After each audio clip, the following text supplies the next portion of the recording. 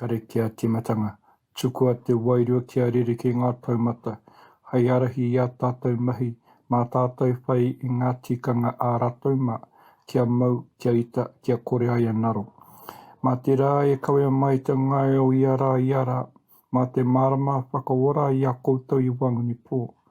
Mā te ue horoi o maharahara, mā te hau i pupuhi te pūkahukau ki roto i tō tinana, i roto o hikotanga i te ao.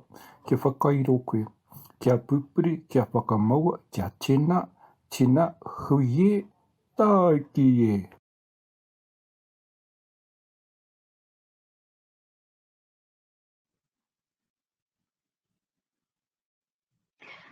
Greetings to you all and welcome to Teach for the Planet, a global education summit.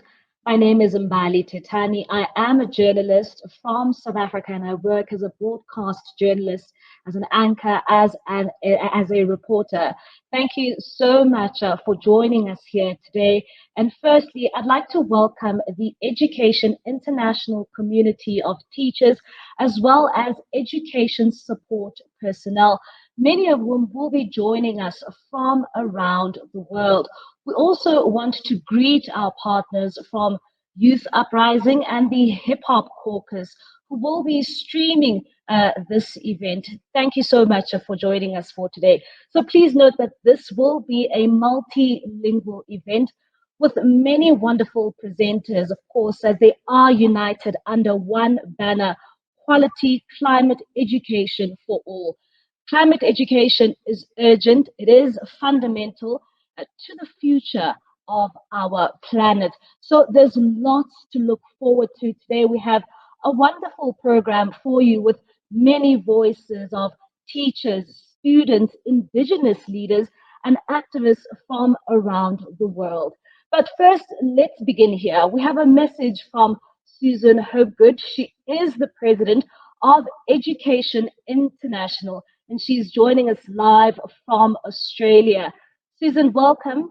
It's over to you.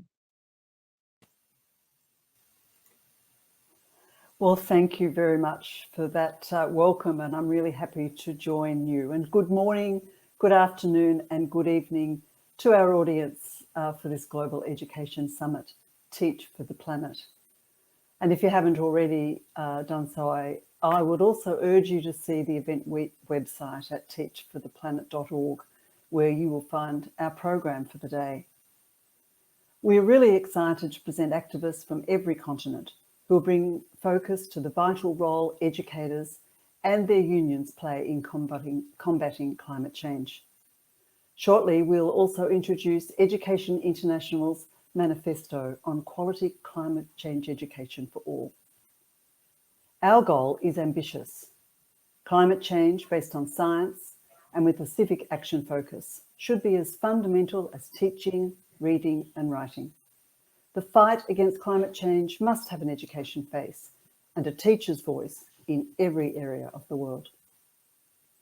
This is the message we will use to drive global mobilization for quality climate education leading up to the UN Climate Change Conference in November 2021. There, we will call on world leaders to make strong commitments to reduce carbon emissions and provide climate change education for all, prioritising both social justice and a just transition. We understand the context of this campaign. We are meeting in the time of COVID, a global health crisis the world's educators continue to meet head on. We must have the same resolve with the existential crisis of climate change. In 2015, the world committed to the UN Sustainable Development Goals, including inclusive, equitable, quality education and lifelong learning opportunities for all.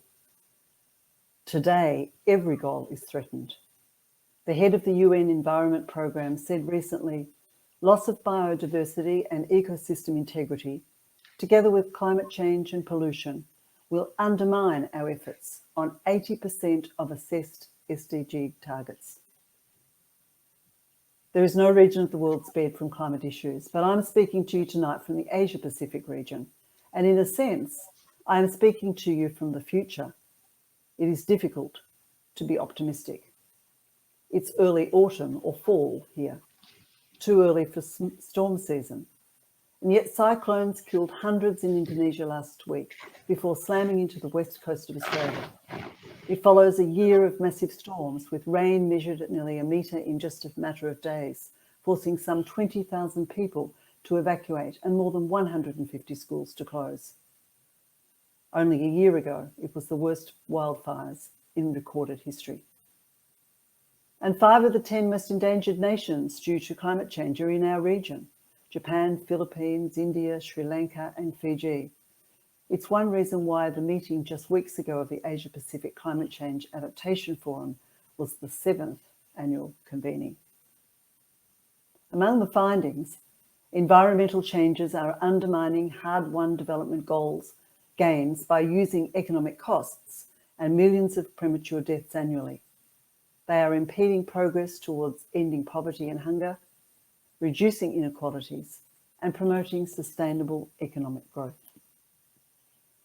We are going to have a lot of discussion today about the intersection of climate education and broader civics and democracy education. We have a moment in history that we must seize upon. That is, a broad understanding of the importance of science and fact and the cost to us all from the lies and hypocrisy of demagogues. As educators, it's a moment we have work to create, to be prepared to lead and learn from each other, to give our students the tools of lifelong learning, the experience to understand, collaborate, and act on complex issues as active and inclusive citizens. There isn't a moment to lose. So, colleagues, let us begin our program on this note of empowerment. We must always be realistic, but our profession is focused on the future. We can never fail to be hopeful and even optimistic. Thank you. Thank you, Susan, for that wonderful message. Of course, following up on Susan's message, we are now joined by other members of our panel. Of course, this includes Haldus Holt, who is the Deputy General Secretary for Education International. We also have Sifiso Ndlovu, who is the CEO of Zimbabwe Teachers Association. But first, I'm going to begin with you, Sifiso. You have already shared this wonderful presentation with Education International. Of course, this will be made online for those who would like to read through this presentation. But Sifiso, our time is limited, so I really need to warn you there. I wanted to ask you, when it comes to climate change, how does this impact your country in which you come from, which is Zimbabwe?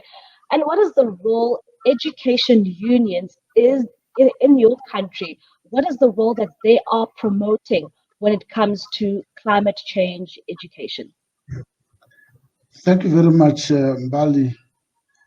I would like to demonstrate the agency of climate change education in Zimbabwe and emphasize that it comes through the eyes and experiences of Cyclone Idai, which hit the Zimbabwean eastern border, in particular our Manicaland province, on the 15th of March 2019, where we experienced a loss of life, and many of our learners paid the supreme price of poorly managed climate in this global, this earth of ours, where we had 120 learners who passed on, who were in the grades ECD up to advanced level, and 6 educators, including their spouses. 2 spouses perished in that dilemma.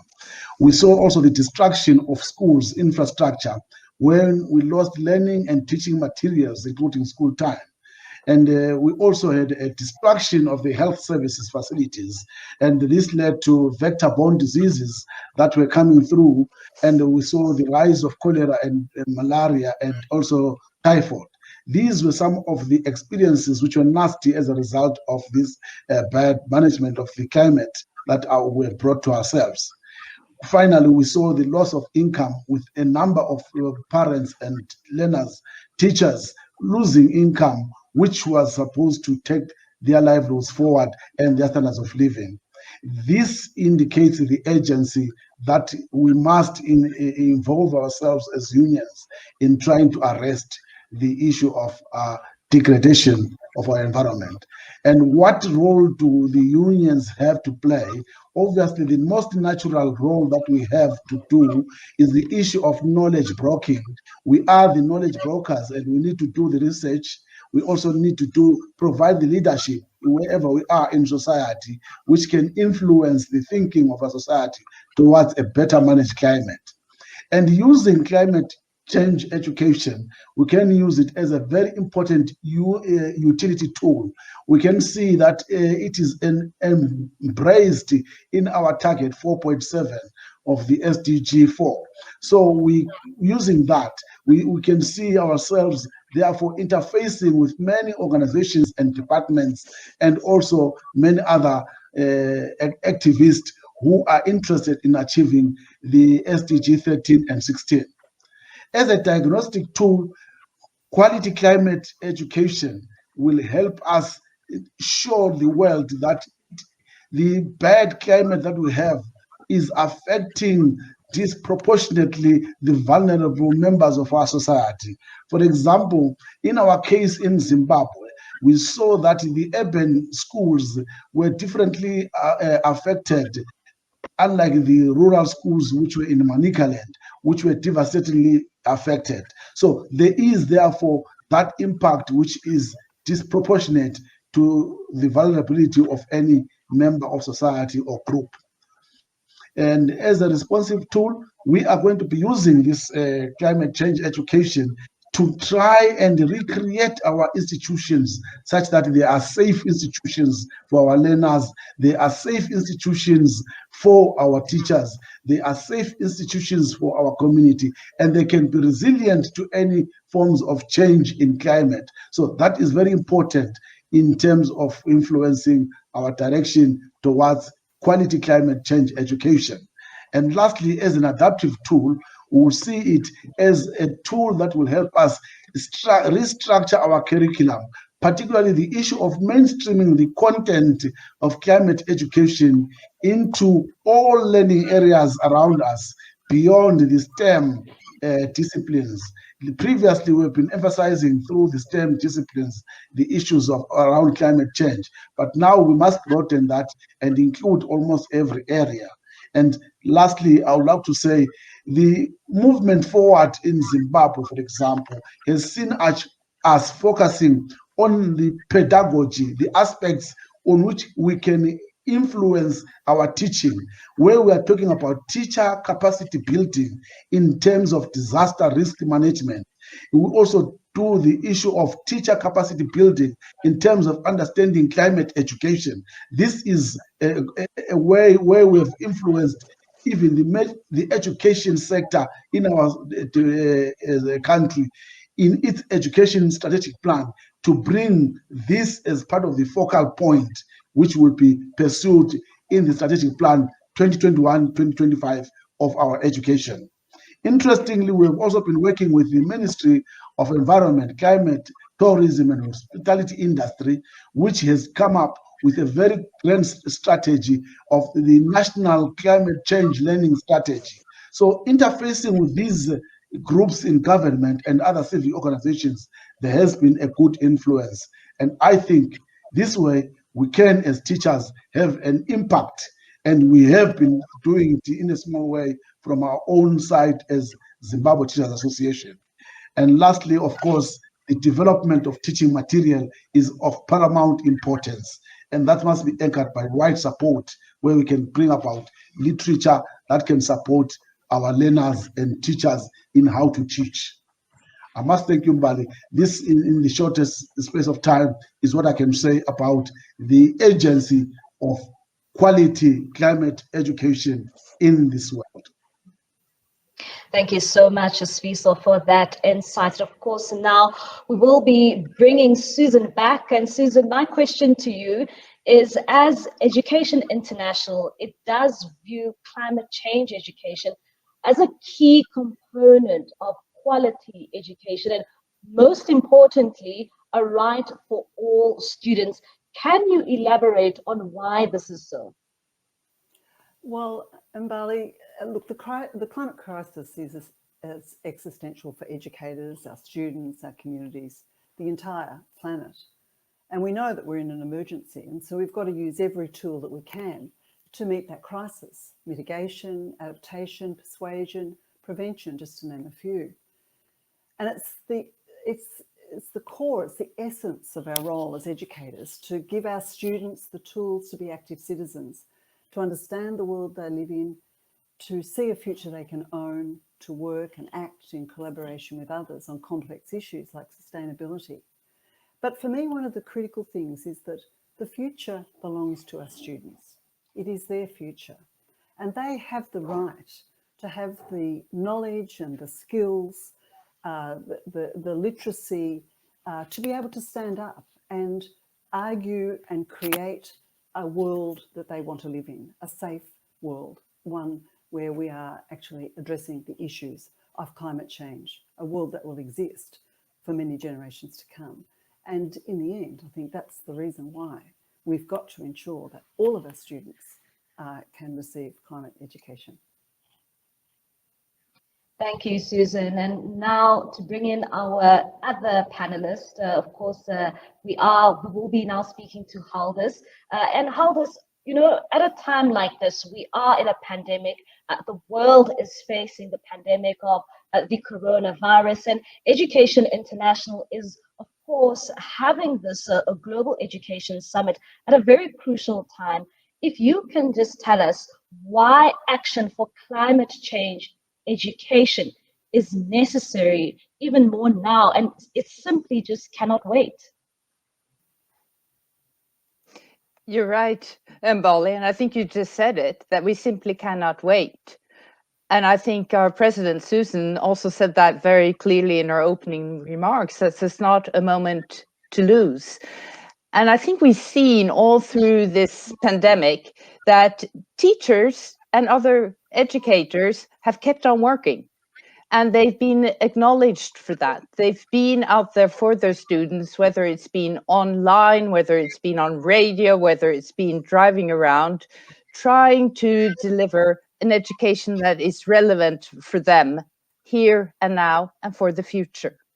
And even though we are in a pandemic, the challenges for the future haven't disappeared. So we need them to be part of the education we deliver today and tomorrow. And climate change is one of them.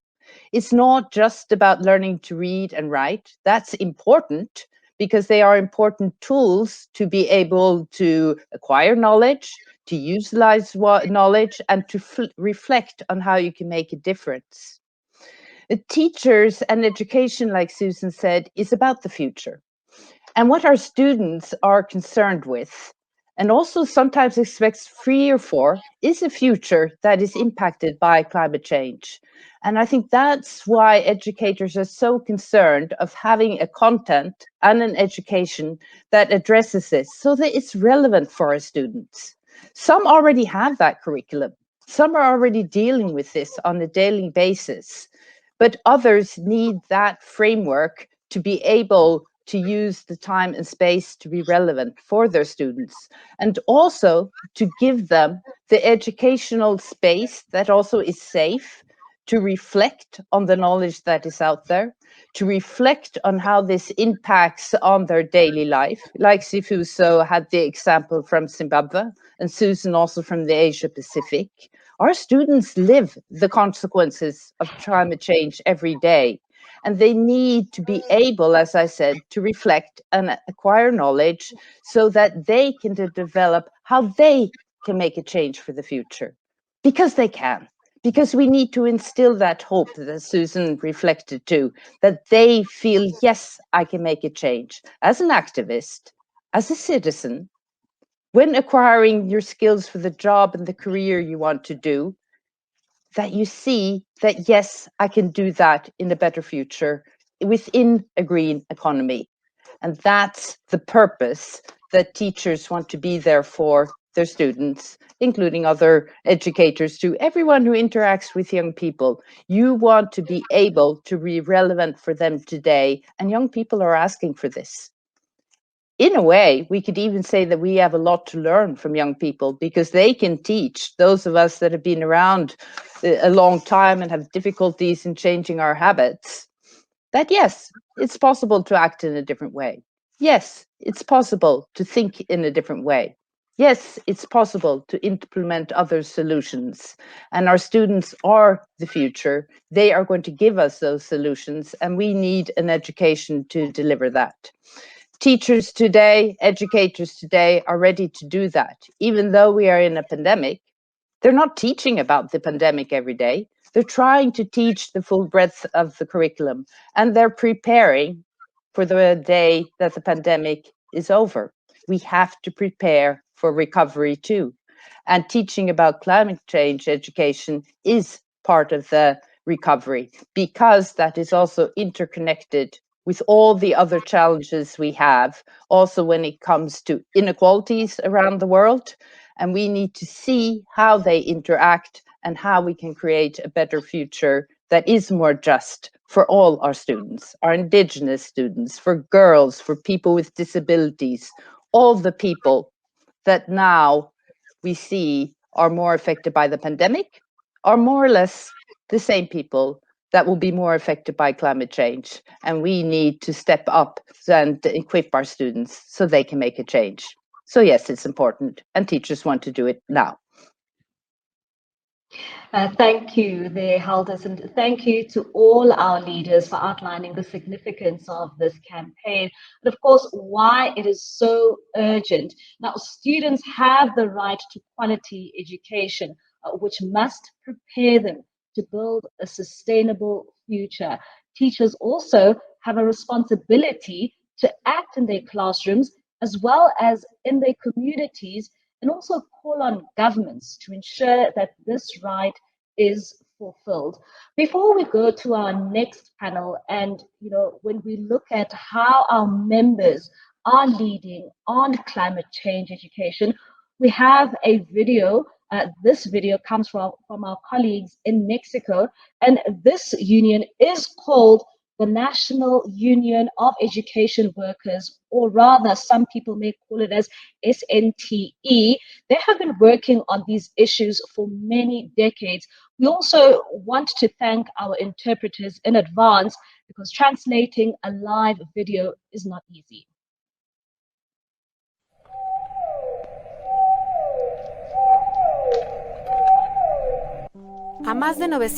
More than 900 kilometers away from where this sound was produced by a humpback whale, we have the closest coastal city, which is Revillagigedo.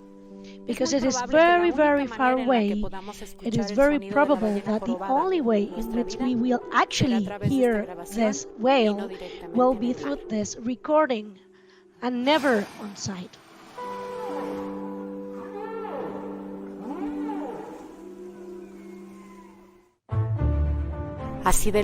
We're really far away from our seas, living our own lives without even knowing what's happening in them on a daily basis.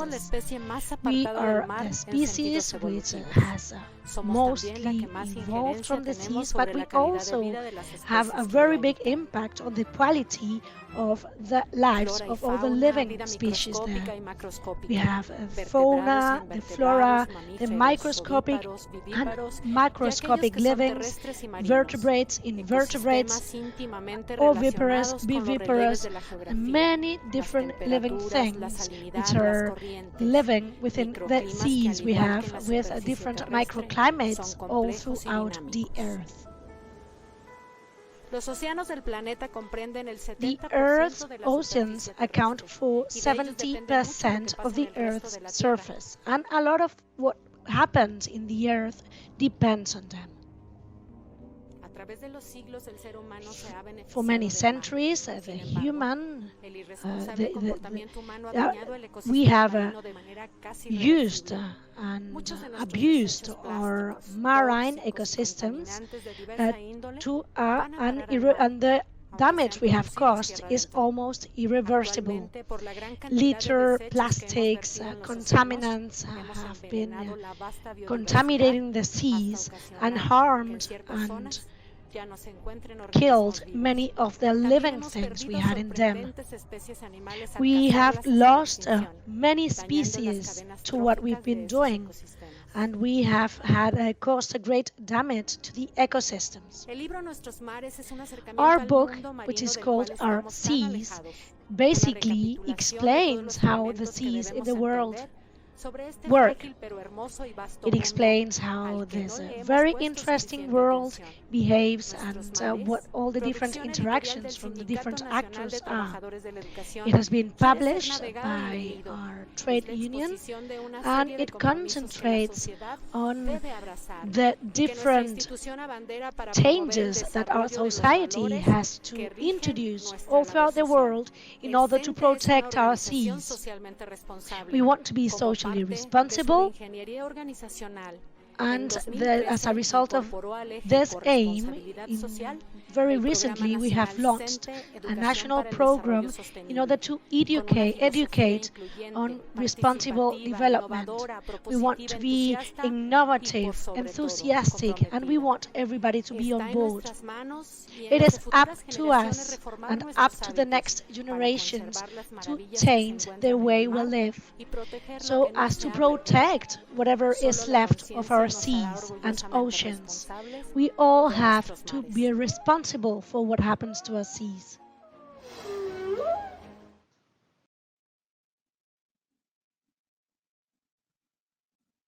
Certainly a grim picture of what the country may look like if teachers don't take a stand or the world takes a stand against, of course, climate change. But now bringing us to the second part of our segment here, we are joined now from Mexico by Yolanda Martinez Mendoza. Of course, she is from SNTE, and we spoke to her a bit earlier on. And of course, we asked her some questions on how they made climate change education essential to their union work.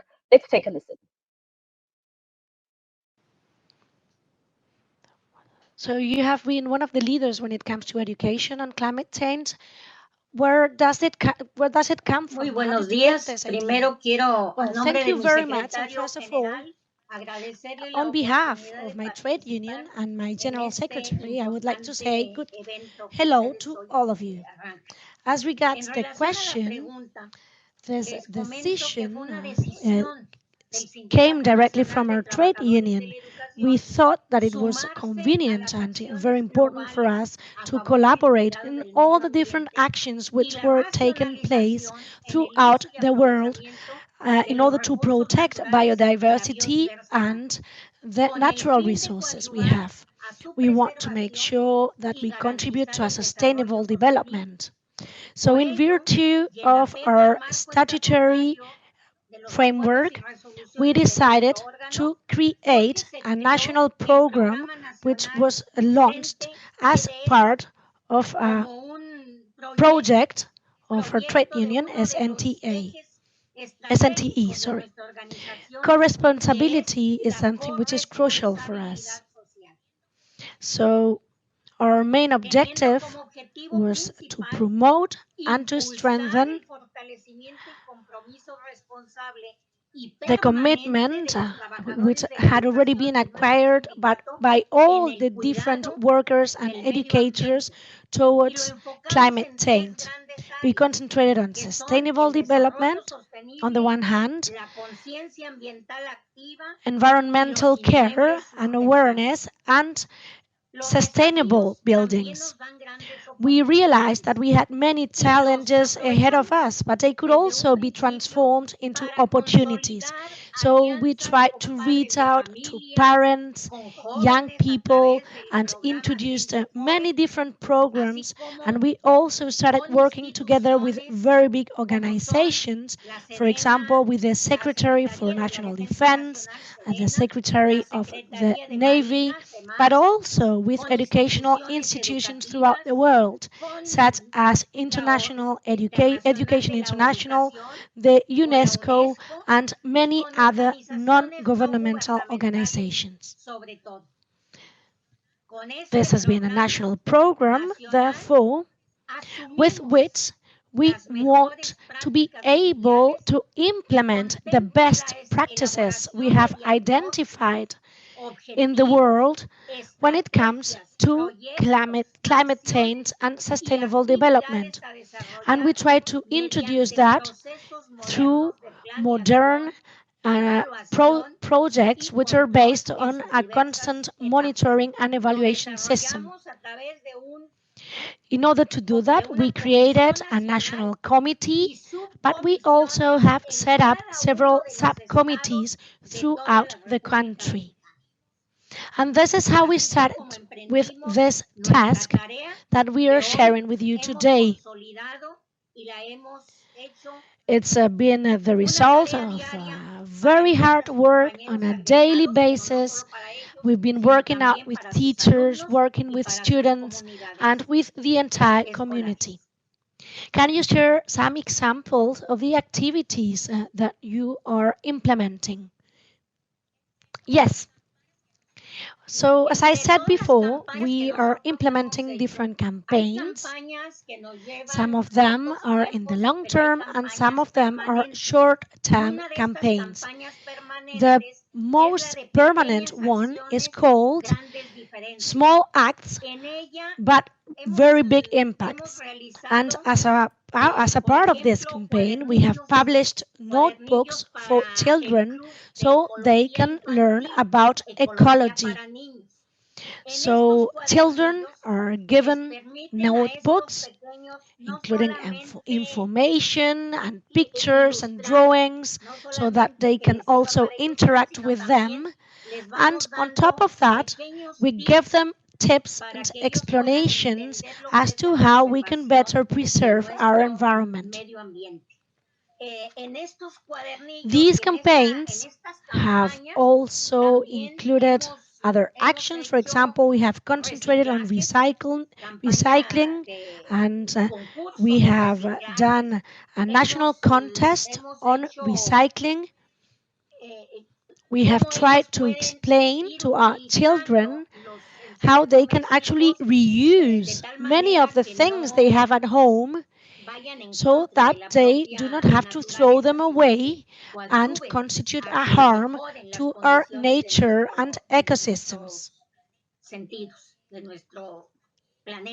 We have also launched different awareness raising campaigns using the media and the press,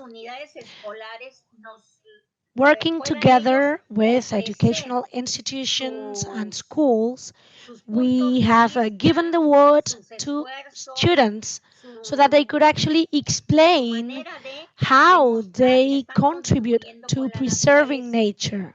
And we have also launched a call so as to preserve and take care of the vaquita calf. It is a mammal which lives in the seas. It's endemic from our country, and it is almost it is almost extinct. So there's not so many of them at the moment, and we want to make sure that we preserve this vaquita. We have also launched several contests with schools and teachers, and the jury has said that it was actually very, very difficult for them to choose a winner. It was very difficult because very often we received we had so many good participants that it was a tie in the end. We just could not choose one single person as the winner of the contest. So that's something that we have also done. That's another example of the campaigns we have launched. Some of them are long-term campaigns, as I said, and some of them are in the short term. What we try to do, anyways, is to always work together with young people. Unfortunately, as a result of the current pandemic, we are no longer able to continue with the campaigns that we had foreseen for 2021. However, we are ready. So as soon as the pandemic is over, we will resume work.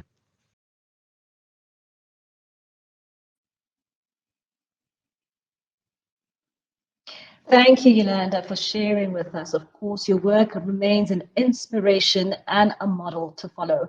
We'll now bring in our next panel and who will be sharing with us how education unions are taking the lead and how they have been leading for decades on this issue of climate change, of course. So we will now be speaking to Liam Rutherford. He is the president of the New Zealand Educational Institute, NZEI. We'll also be speaking to Rosilla Benedetti from International, or rather UIL Scola in Italy. Of course, she is the International Secretary.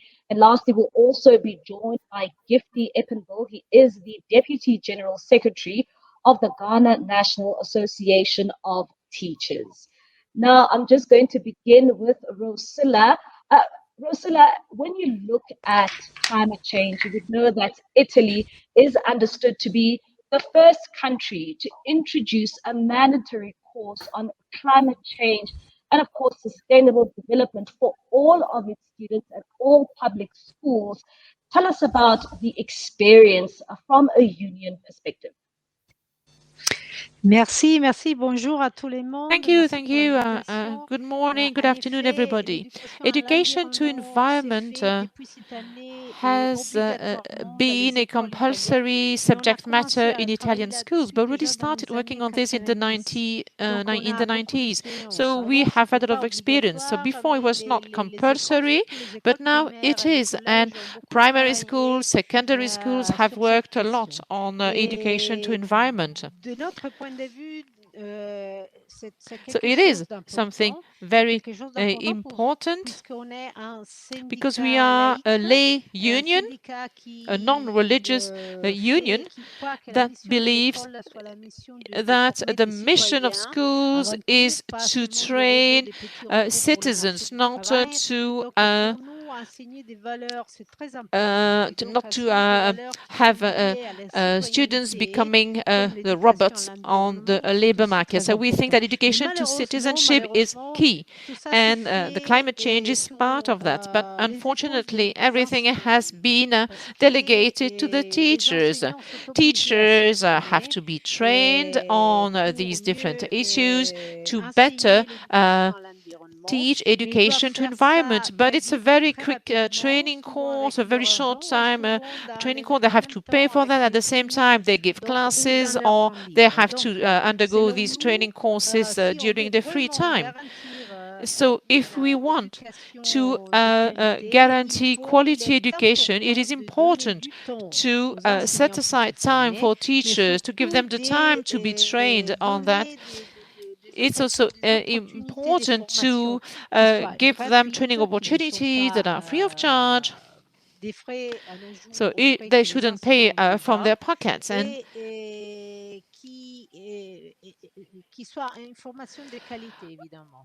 because we are, of course, aiming at an education of quality. And the students have to understand the world in which they will live and work, so they have to learn how to respect the environment. To our next panelist, that is, of course, Liam. Liam, in New Zealand has committed to teaching students about the climate crisis. What is your union's approach in making this happen? Kia ora koutou, ko Liam Rutherford Takawingawa, ko Aotearoa o NZEI Te Reroa. It's great to be here with you today, and I just want to acknowledge Education International for bringing this global conversation together, because it's certainly what we are going to need if we're going to aspire to the change that we need for the climate movement. Here in New Zealand, we talk a lot about the entitlement that students have to not just knowing about climate change, but also having the courage and confidence to be a part of the solution. And this is where we are really excited, because teachers call out for these authentic learning experience to work alongside students with. And in climate change, we do have that option to really take what we want to do in the classroom out into the real world. And so we're really delighted with some of the examples that we've got happening of young people taking local action making a difference within their communities. From NZI Te Aroa's perspective, though, the teaching and learning, the curriculum aspect of climate change is really one small part of the role of unions. Our work looks to cover 4 strategic areas. We think that the first one is that as a union, we actually need to get our own house in order. And so we are working towards ourselves becoming carbon neutral. We think that's really important, that if we're going to talk the talk, that we have to be able to walk the walk. The second strategic area for us that is really important is that focus on developing member leaders to be able to take action within their own work sites, within their own schools and centres around their transition to becoming carbon neutral themselves. That is around schools themselves becoming sustainable in the energy sources that they use, as well as minimising waste. And the extension of that is actually schools seeing themselves as role models within their communities. We know here in New Zealand and around the world that actually educators are highly trusted within their communities, and we see schools and early childhood centres as having a change agent responsibility as a country, within the country, as we look to moving towards a low emission economy. Our third area is around the support that we have for the wider union movement to bring about a just transition. We've got parts of New Zealand where we've got regional economies that have been heavily reliant on oil and gas, being told that by 2050 you have to have stopped. And what our members are really aware of is that because employment within their part of the country relies heavily on oil and gas, if we don't ensure that there's a just transition, then we're going to be facing school and early childhood centre closures. And so educators do see a really core role for them in being a part of that transition. And the final area is the one that I probably should have started with, and that is around our approach being one where we are wanting to approach it with a Māori worldview, to really recognise that Indigenous voices and approaches need to be at the table. It's widely understood that, by and large, Indigenous communities tend to bear the brunt of climate change, despite contributing very little to it themselves. And we know that here in New Zealand, Māori have such a connected relationship between people and land that means actually they're well placed with a lot of their traditional knowledge to be setting the scene for what solutions need to look like. Thank you very much Liam. I think that we have our other panelist back on the line. Thank you so much, Gifty, for joining us. My next question is to you. Climate change is, of course, an emerging area of focus for your union. And of course, looking at this, why do you think that education unions should start working on this issue? Thank you very much for the opportunity. And thank you very much for EI engaging in this particular conversation. Climate change is a real situation affecting the whole world. In our part of the country, we have seen the effects of climatic change.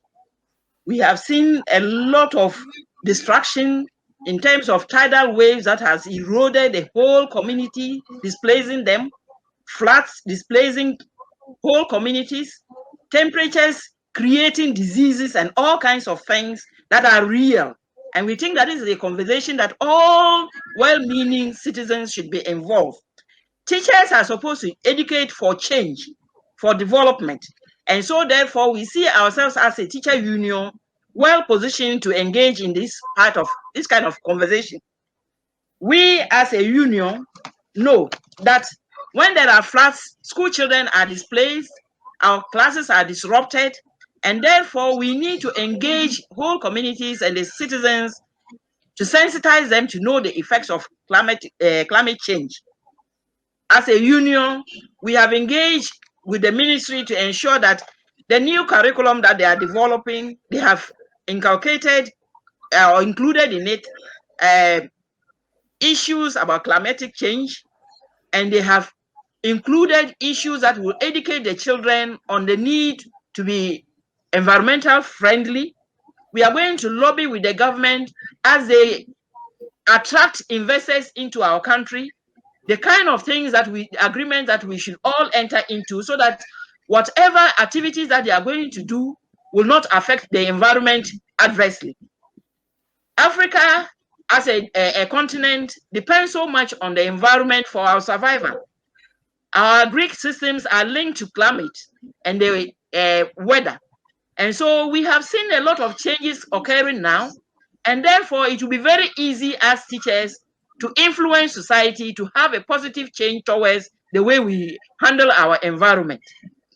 Crops are failing, drought is approaching, and animals are dying. It is quite evident that when teachers who are trusted by society take the lead in this advocacy, they will listen to us. We have embarked on green schooling, educating the children as to how they should plant trees in their schools to make sure that the climate there is very conducive.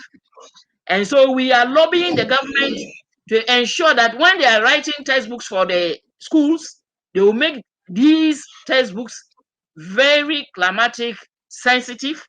We will sensitize our teachers to make sure that they understand the issues at stake, so that they themselves, when they are well informed and they are in the classroom, they will be able to teach the children so that they will know that the future is theirs. Whatever climatic changes that are taking place now will definitely affect them in the future. And so the children themselves should understand the issues very young, so that whatever activities we are doing, they will be mindful and alert all the elderly ones when they are trying to do things that will affect the environment. We will join hands with other unions, especially those who are into production, to make sure that we all understand the issues and advocate, and make sure that all of us live our lives in a way that will not negatively affect the environment. We depend on the trees and other things for fuel wood. We have to look at ways of making sure that we use renewable fuel for our domestic consumption, so that we do not destroy the vegetation and affect climate as it has already happened. We are very glad that we will be part of this, and that we are also happy that it will go a long way to increase productivity in our country, because our whole production sector is linked to climate. And therefore, it is very, very crucial for all of us to engage our children who are very young. They have an influence. As teachers, we have influence in the society, and we can easily lobby the government to listen to us and mount pressure on those investors who are coming in to make sure that their activities are environmental friendly. We will join hands with the whole world, the teacher fraternity, to make sure that our voices are heard all over. And in Ghana, we will also copy from others best practices and make sure that our young children are well educated on the need to make sure that we protect the environment and ensure that the drastic climatic change that we are experiencing will be reduced. Thank you very much. Thank you, Gifty. They're just talking about how crucial it is to protect the environment and to save it for future generations to come.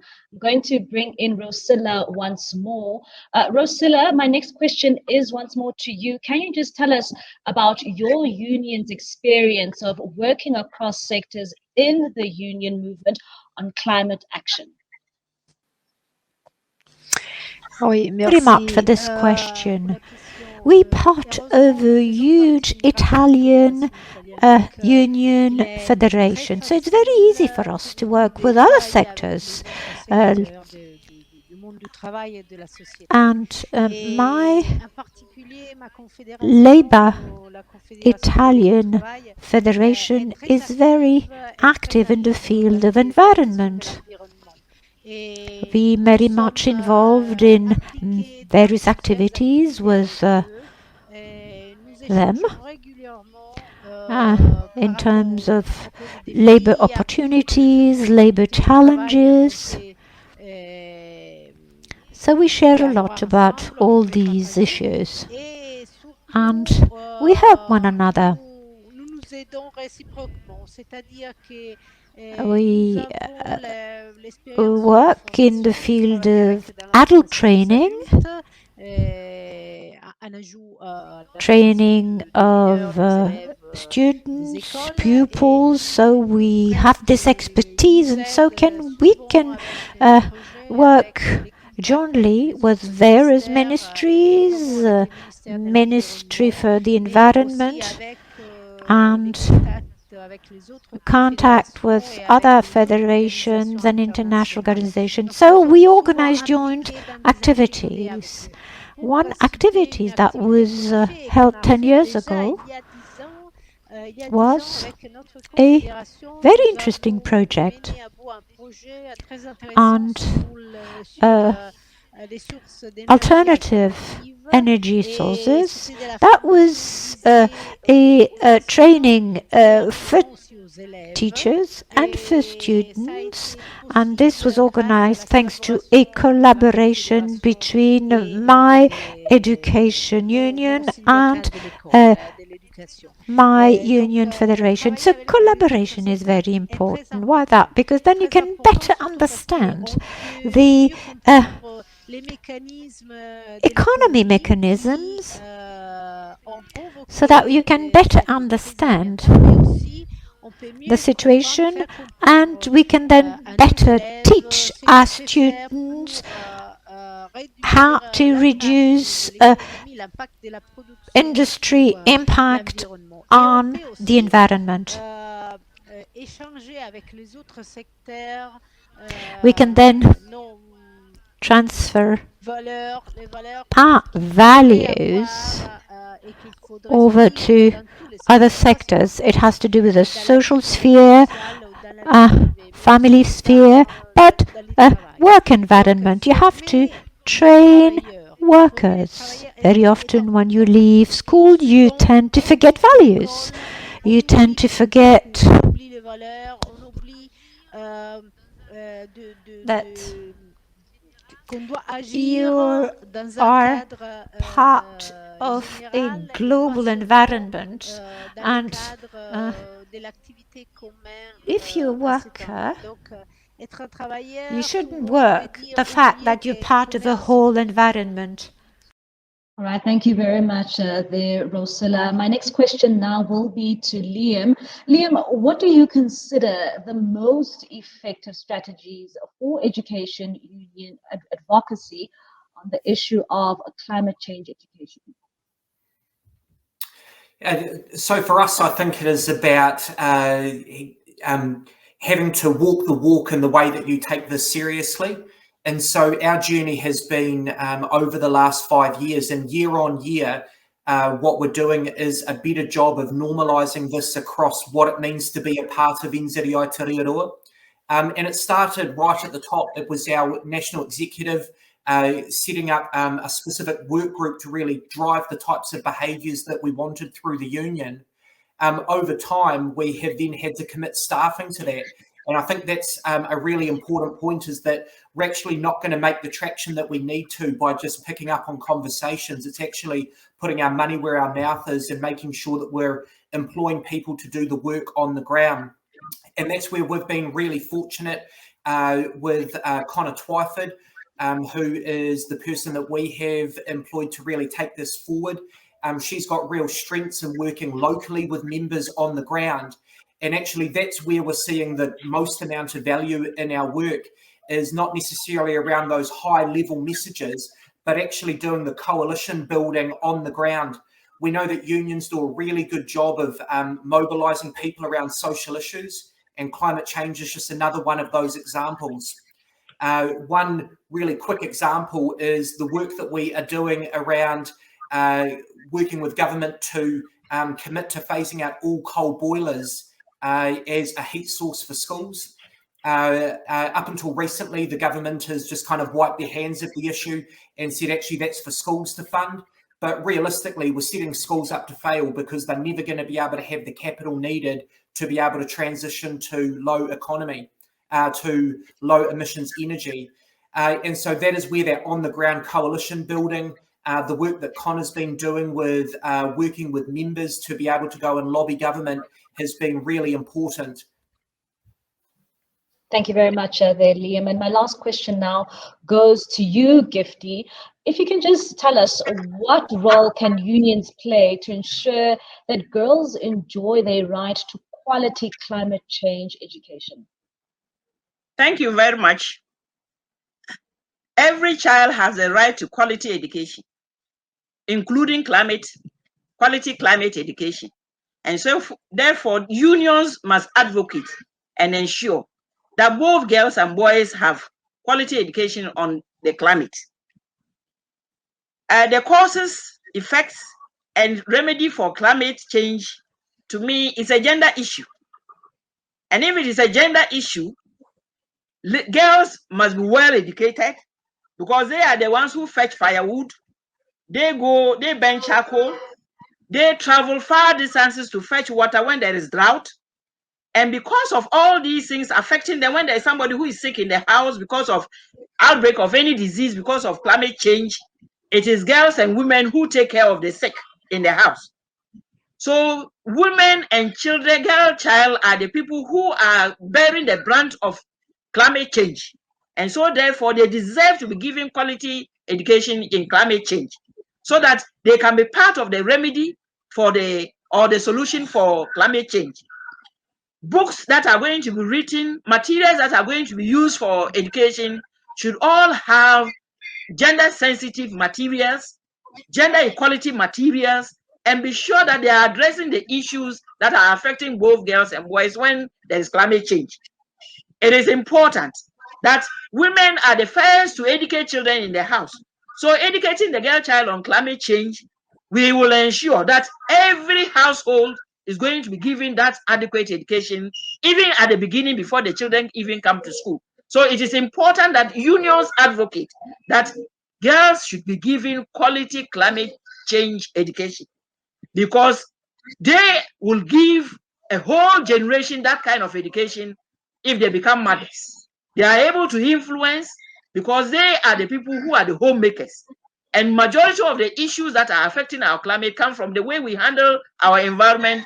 So far as our home is concerned, livelihoods are concerned, and it is affecting women now, because most women are engaged in peasant farming, and these days they are not getting good crops and other things.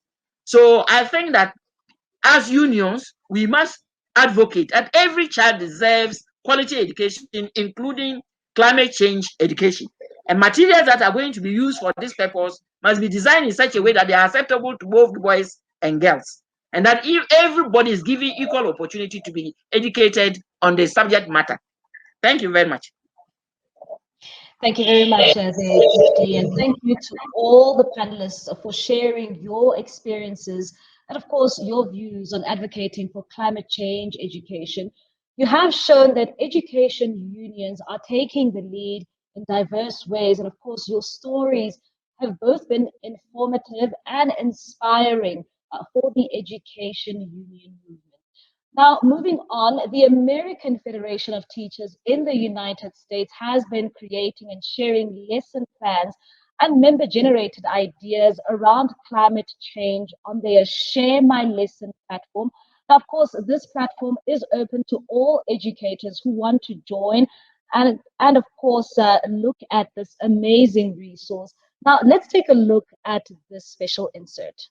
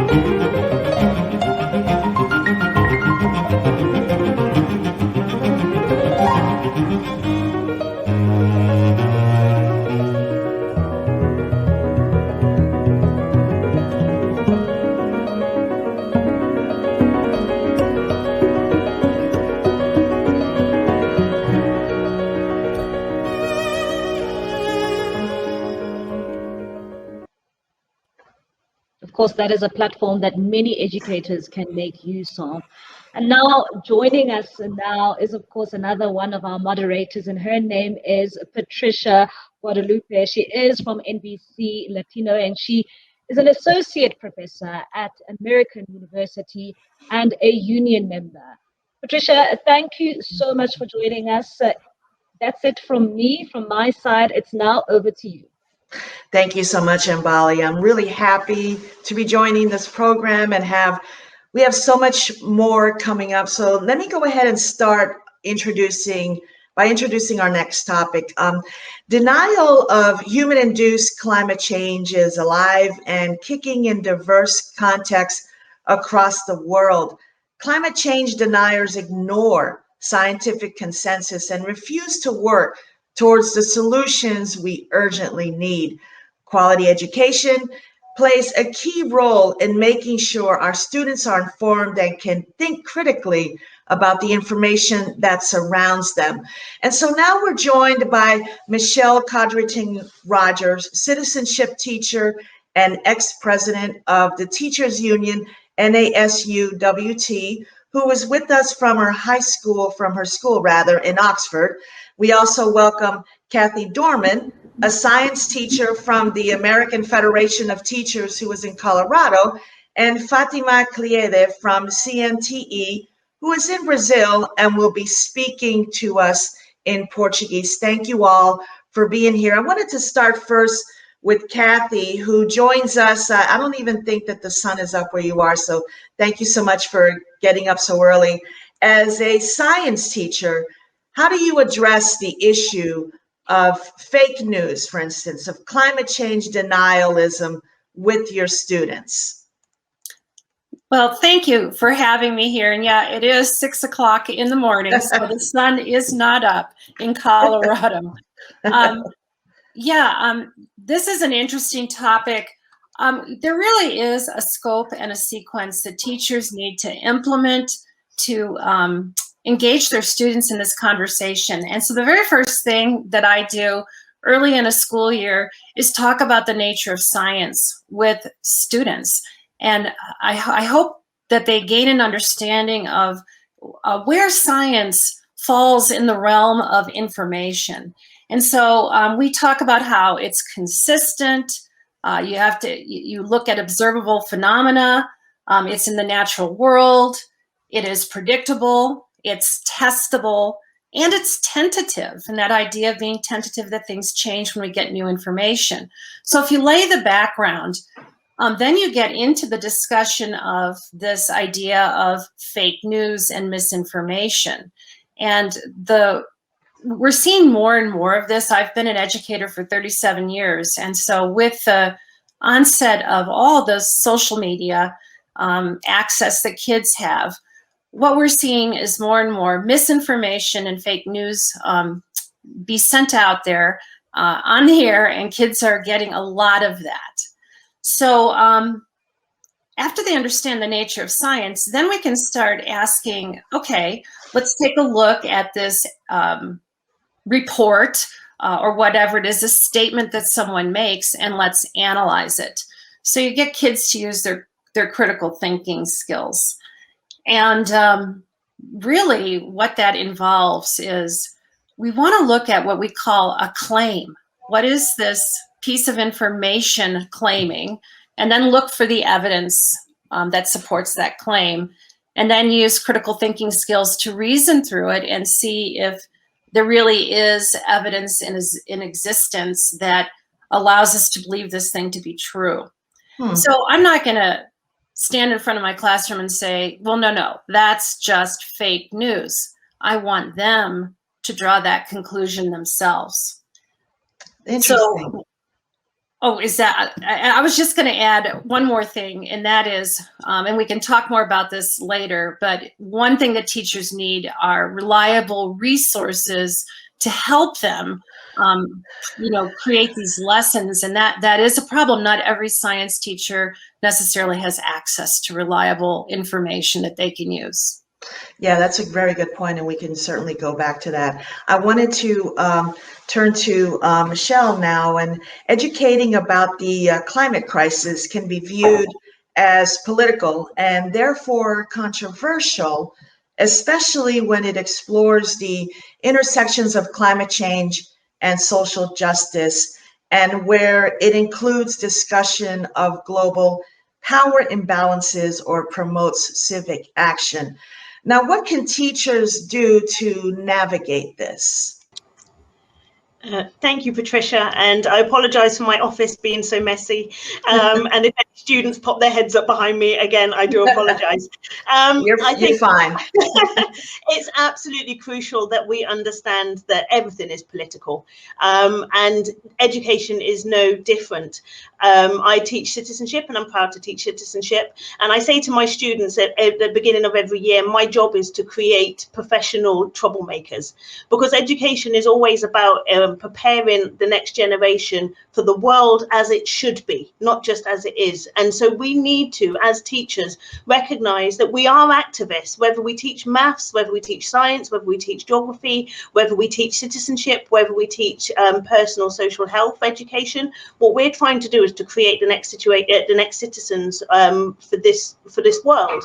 And so teachers have to recognize that we do have a place as activists, and it's not something we should be scared of, because what we're trying to do is to not just impart information, but also I would hope we want to create people who want to make the world better. And so it's really important that as teachers and as educators, we understand that we are grounded in our communities. So whether it's local, whether it's national or global, which is why summits like today is phenomenal, that actually we recognize that we are part of a system, which means that we're trying to prepare the world for as it needs to be after we leave the classroom. But it's also about us making sure that we work not just with each other, but that actually we work and we connect with civil society, and we connect with organizations that are already doing this work, so that when our students are hearing this information, they're not just hearing it from us, they can see that it's part of something bigger. And that's where that intersectional approach to social justice has to be embraced, because for all of our students, they are sitting in front of us with lots of different hats and identities. We have to make the world relevant to them, and by engaging with organization and campaign groups that are already doing the work, that's where we are able, not just as trade unions but also as teachers, to amplify their voices rather than take over their campaigns. So it's phenomenal hearing about what's happening in other countries around the world, because what we do here impacts on each other. And so that's where, as teachers, we have got that ability to create those links. Yeah, absolutely. Thank you so much for those comments. Le quería preguntar a usted, Fátima, en Brasil. I'd like to ask you, Fatima, about Brazil, especially right now with the government of Bolsonaro. Existe uma grande There is a tendência de very big trend negacionistas. towards the tal tem denial of climate change. como Can you tem please afetado o seu explain to trabalho e a sua me how luta? this is affecting your work and the Hello, fight that you are I'm delighted to be here with you all, sharing with you all, Patricia, at this table on behalf of CNTA Brazil. I speak from the Amazonia. I'm in Porto Velho, Rondônia, in the north of Brazil.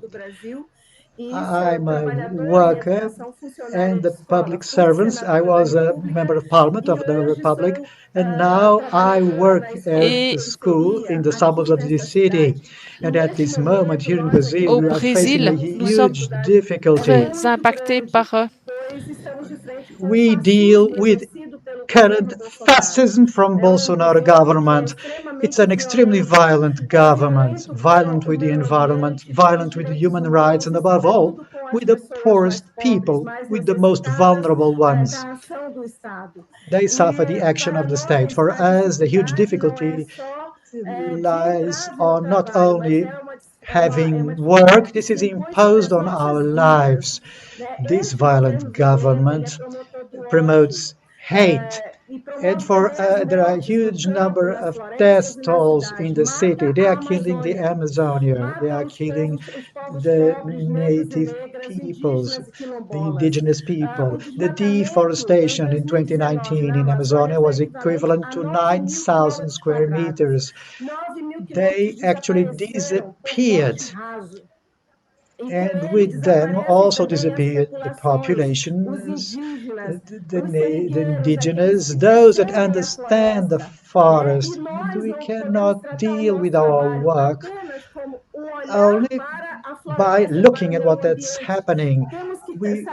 Everything is interconnected, as Pope Francis has mentioned. Everything is interconnected, as he mentioned in 2015. This needs to be updated in terms of the action we exert. So I greet the campaign from EI. They call upon us to teach the planet as a whole. At the forest, there are people. We have trees. Here in Brazil, Bolsonaro's fascism, with all their violence, promotes not only the trees' death, but also the death of the poor. This week we celebrate the week of indigenous people, the very same peoples. And here in my state, we aim at obtaining the investigation on the part of the police about the death of an indigenous teacher. And this has been, we have been highly invaded by threats. A lot of invaders, workers from the wood industry. Up to now, we have not obtained no investigation on this crime. So for us to defend Amazonia, to defend the environment, it is more than a simple action as ecological activists. It is our duty, the duty of a people. So I agree. I want to salute this decision on the part of EI in launching this campaign. It meets our needs, and we can then continue to fight, believing on behalf of life. That is very important. It brings what Paulo Freire, our main patron, education patron, brought to us. It is necessary to act. We have to pray and to supervise. Simultaneously, we know that we need to take care of the planet, but we also need to teach that the fact that the planet is ourselves, the trees, the human beings, the animals, the forests, and the peoples who live in there. We need our common ground to serve us all. So from Brazil, our fight at this stage is to remove this government. They are ecocides and genocides. This lack of action in terms of the pandemic is also a result of the way we perform on the environment, isn't it? Our planet suffers daily threats that come not only from climate change, and even species that actually disappear. So this government is ecocide and genocide. So also indigenous peoples are also disappearing. Old indigenous people, it's part of their culture that was not conveyed to youngsters. Muchas gracias, Fatima. Michelle, Fatima was talking about the situation in her country with the government that is definitely not doing very much for climate change. So in today's post-truth context, what is the role of civics and critical thinking skills in ensuring that students leave school climate literate, so that when you're in a country or wherever you live, that you're able to look at the facts and know what to do?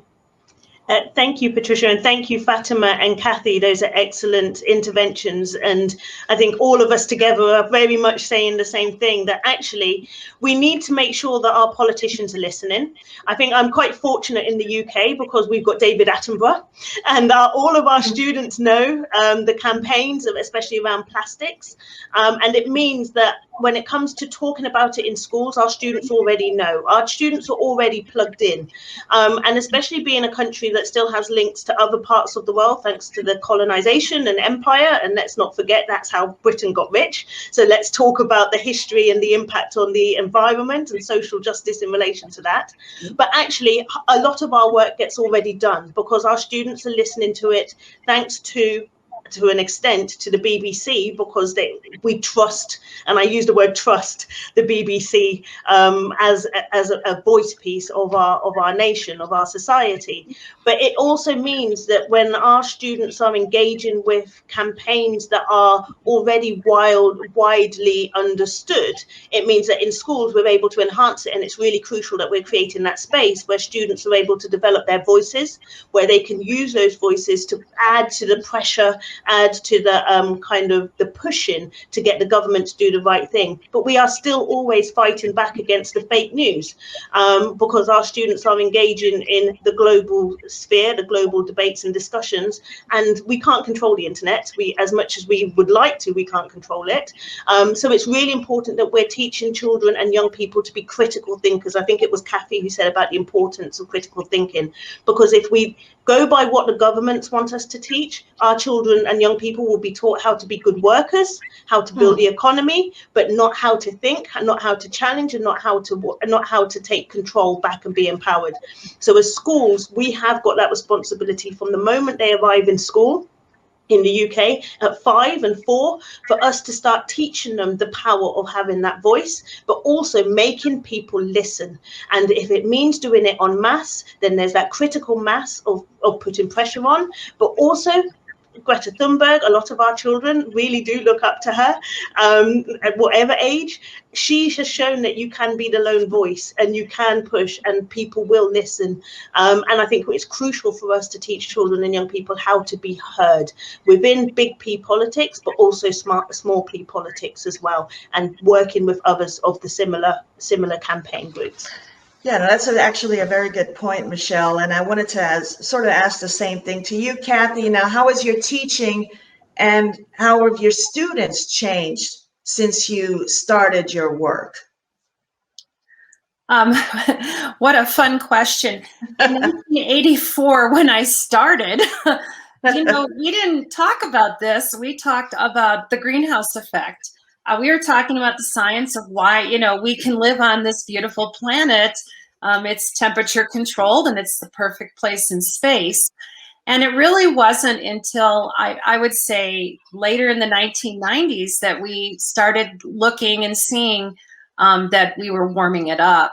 And so that certainly has been a change. Now, one thing that I really try to do is instill a sense of empathy in my students.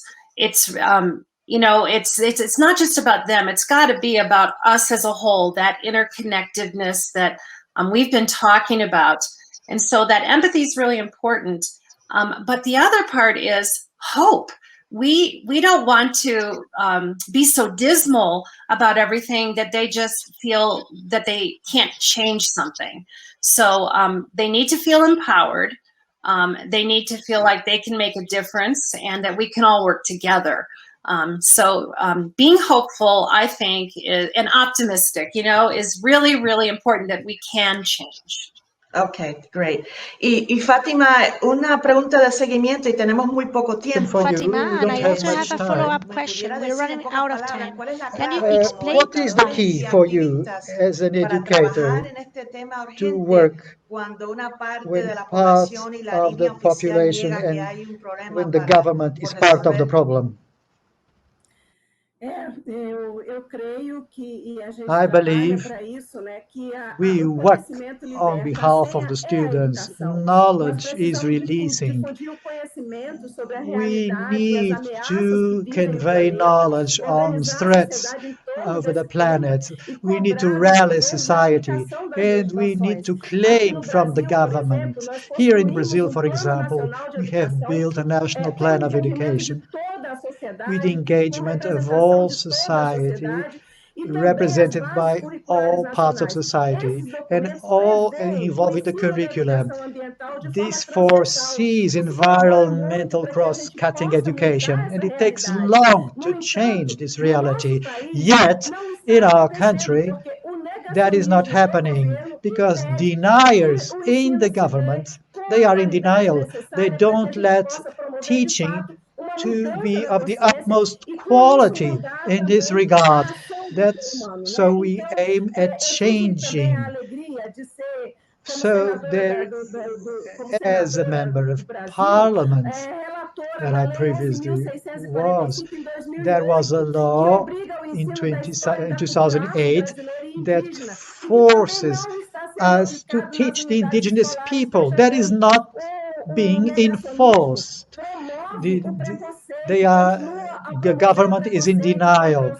There are biased judgments all over against black people, against the indigenous peoples. So, but we have this hope that with all the world campaigns, with world pressure, maybe we can modify this. The Brazilian people has woken up. We need to pressure Bolsonaro's government so that we can start a civilizing procedure in this country. The key lies in education. As Paulo Freire put it, education transforms people, and people transform the world. Thank you so much, Fatima, Kathy, and Michelle, for your very compelling insights on a topic that we could spend hours and hours on. Unfortunately, we've run out of time, but the takeaway is basically, you know, more education and more involvement. And I want to thank you so much for getting up early, Kathy, in Colorado. And so thank you so much. Muchas gracias, Fatima. Thank you, Michelle. And keep on teaching the students. Want to thank you very much. Now, want to turn over to a very interesting look at one particular topic here where we have Indigenous people are some of the most vulnerable groups in the face of climate change. They are also guardians of tradition and sustainable ways of life in harmony with nature. And Eleanor, a student from the UK and activist in Teach for the Future, interviewed Matua Takawanda Laura's Park from New Zealand on the perspective of Indigenous peoples on climate change and climate change education. Let's take a look.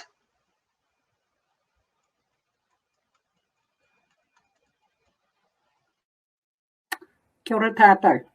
Ko mata whaura te maunga ko hau te awa ko ngā tipiki ao te iwi. Ko Loris Parker hau. Ko au te matua takawainga I roto I NZI te uroa. Nau mai, haro mai ki tēnei kōrero. Anei, tētahi tauira, tētahi mokopuna a mātou, hei kōrero mā tātou katoa. Let me introduce Eleanor. Eleanor is a student from the United Kingdom, and she's here to ask questions of me. Why must Native and Indigenous voices be at the forefront when we talk about the climate, the environment, and protecting the earth? Kia ora mo tērā, Eleanor. For Native and Indigenous people, everyone who is in that situation are the people that are affected by climate change in the first instance. When we talk about climate change in our organisation, we talk about mātauranga Maui. Mātauranga is knowledge, and Maui is one of our ancestors. Now, we talk about Maui as being the original climate change advocate. He was the person that chased the sun when the sun wouldn't stop and let our people do their tasks over the day. He captured the sun and then negotiated to actually get the sun to slow down. He was also the person that looked for fire so that fire could be used by our people as well. So Maui is our person who is the advocate for climate change. In every single native and indigenous person in the world, they will have stories like that.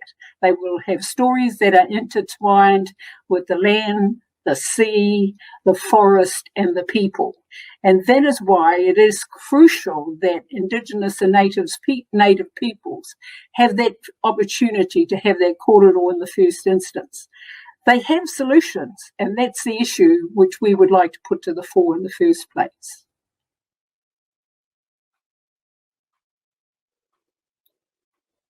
Young people are organising around the world trying to make sure that we have a future. So what can we learn from our ancestors?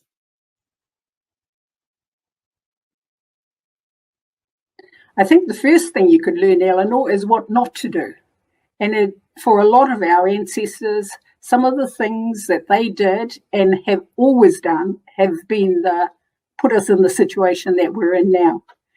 When we're talking about kaitiakitanga for us as native and indigenous peoples, kaitiakitanga is being a guardian.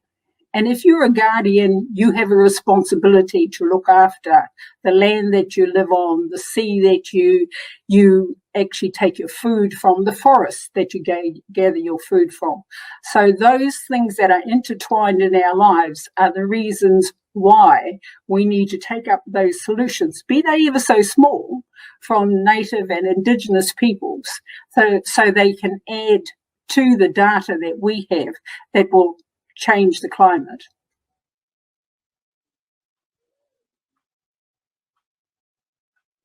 What do you think it is that students could gain if they were taught about the climate crisis within their school? I think the first thing we should do when we're talking about climate change is, as the elders or the ancestors, to actually stop building that climate of fear.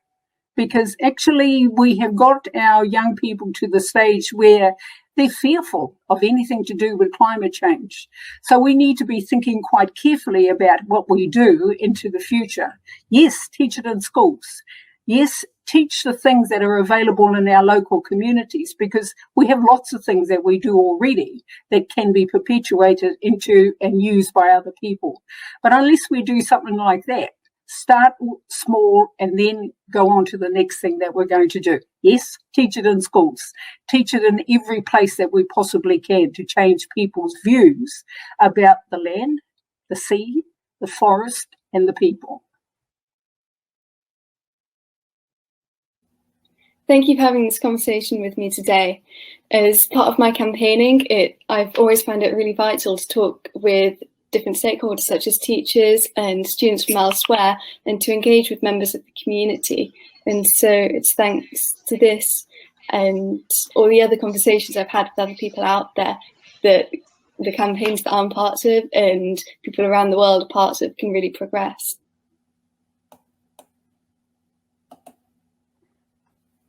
Tēnā koe, Eleanor. Thank you very much for your comments and for the invitation to answer the questions that you put to me. It is important for all students actually to be listening very, very carefully to your kōrero, because it's not only you and me, it's everyone in the world that needs to be involved in this. So ngā mihi kia koe.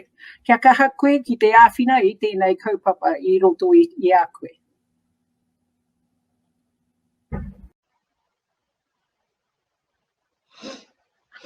Well, hello then. And one of the ways that we can teach our students is through hands-on experience in their local communities, as we see in the next example, which comes to us from Panama. So take a look.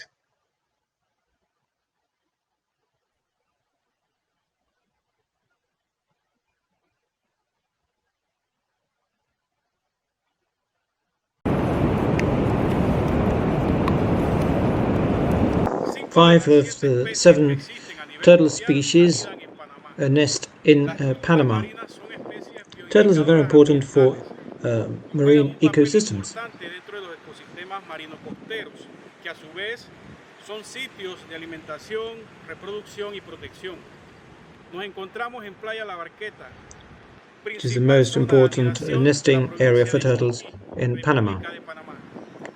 Let me show you our project.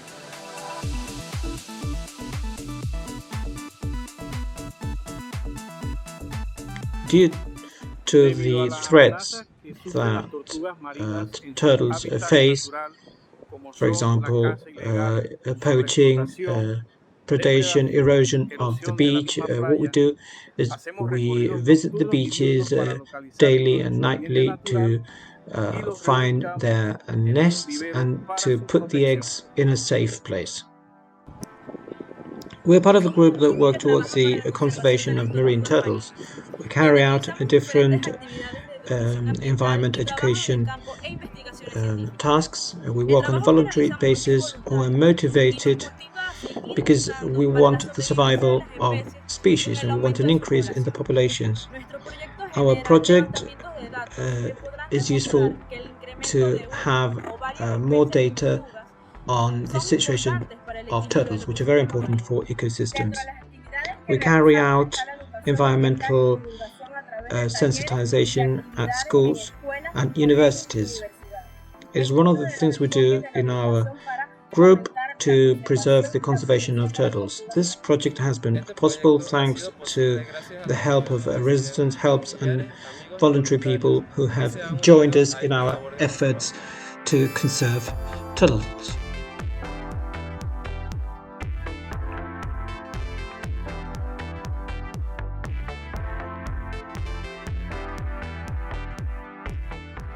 Greetings from La Barqueta Beach. My name is Alexandra Rojas. I study at Guadumal School. I'm 8 years old. What is my opinion about marine turtles? Well, I think that they are the most beautiful and defenseless animals in our oceans. And if we don't look after them now, in the short term, other children will not be able to get to know them. As a member of the Rojas family, we are very happy because over the past 25 years we have tried to increase the numbers of turtles on our beach. We are cooperation with Aquatma, a foundation which is cooperating with us on this project. I'm part of an environmental group and we're working towards the conservation of this endangered species. My name is Jorge Murgas and our association is promoting the conservation projects for turtles at Playa La Barqueta. It is important to sensitize around this environmental issue so that this endangered species continues to live. So thank you to our professor and let us continue with our work.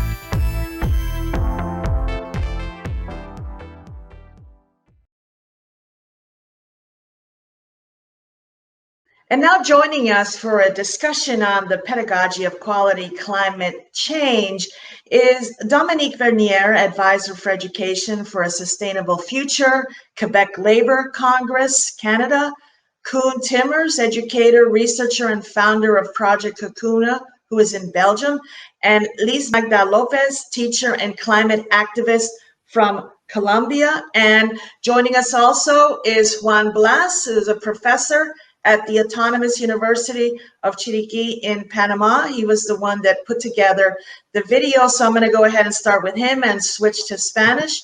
Señor Professor, how was the project born and what was the response of the community, the project that we saw in the video?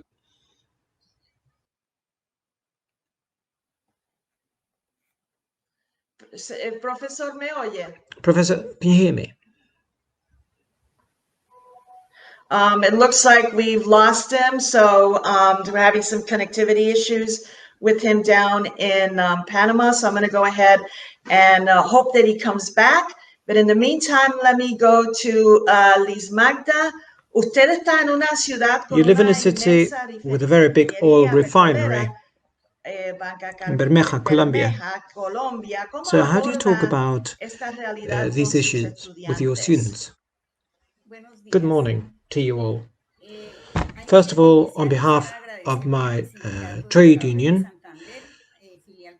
I would like to thank you very much for inviting me to this event. My school is called El Castillo. It is located in Barranca, in Colombia, which is the place where the biggest oil refinery in Colombia is located. So what have we done in our schools? Well, when we teach science, we think that education goes beyond knowledge. We have transformed our pedagogies and we have tried to become leaders that help promote debate and critical thinking in our students. Our students have learned to carry out research and to analyze the issues that our city is faced with. They've been able to debate and find solutions to our problems, to all these environmental problems that we're facing.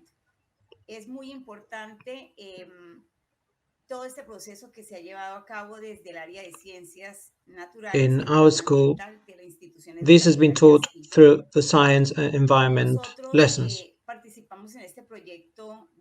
We're part of the project Action for Climate, and thanks to my colleague Contaimer, we have been able to cooperate and carry out different activities in our school. And they have had a fabulous response. I think that our school is really a role model. It is showcased as a model in terms of different initiatives that can be carried out. In 2019, we participated in a project where children presented an initiative which has become a standard. It was actually a very simple thing. What the children had to do was to carry out some research and identify the different problems faced by the education institutions. And we came to the conclusion that our main source of concern was waste. And what we did with the project was to convince children not to use throwaway glasses during the breaks, and so that they could take glasses that they could take back home after school. Muy bien. Quería tener al profesor Juan Blas. All right, I have Professor Juan Blas. I think that you're connected now, and thank you very much, Liz Magda, for your comments. First of all, how was your project born, the one we saw in the video? What was the response of your community? Good morning, everyone, and thank you for the invitation, and greetings from Panama. It gives me a great pleasure to participate in this event. This project is the result of the interest of students at the TDB University. People I've been working with from 2014 up to now. And the conservation efforts arose, well, because students wanted all these turtle species to live on. So that was the source of the interest to start working.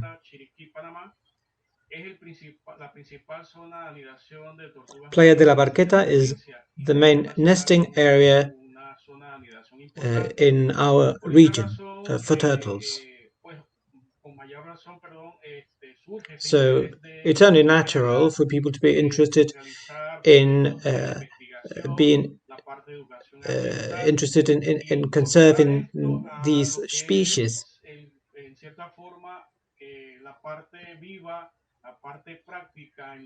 So this is the hands-on experience linked to the theoretical part that they learned at university. So we have very important human resources, our students, and we also made a very important alliance with a family, which is a member of the community. So we forged a community academic partnership, and we managed to do a lot in very little time. Koen, you've created a very impressive network of teachers from around the world engaged in issues of climate change. What are the elements of an engaging, progressive, and participatory curricula? Well, within education, there's a huge discussion about the role of knowledge and skills, etc. And I think what is really crucial is that you target all of those important skills, creativity, collaboration, even on a global scale, critical thinking, which was already mentioned during the past discussion, I think, problem solving, and also empathy. And for doing that, we need a shift of pedagogy, basically. We need teachers who are able to shift to a different way of teaching. We already heard the past two speakers mentioning projects. So I think that project-based learning and student-centered learning is key in this thing. We have Tony Wagner, who did research about the huge gap between getting a degree and finding a job, and they all mention the same skills. So what I really think is that we, rather than students only knowing the definition about climate change and memorizing that definition, we also want students to come up with solutions, to take meaningful actions. And in essence, what we really need is that their mindset and their behavior starts to change. And that really, for that really requires a different approach, basically, for which I think that teachers need to be trained, for which I think that the teacher needs to know how to activate the students as well, because in this student-centered approach, the teacher has to step outside that comfort zone. And for that, what we did is creating a huge network of teachers who are not only able to share their badge and their certificates and their accomplishments, but also their best practices about content, but also what it's not really working, so their concerns.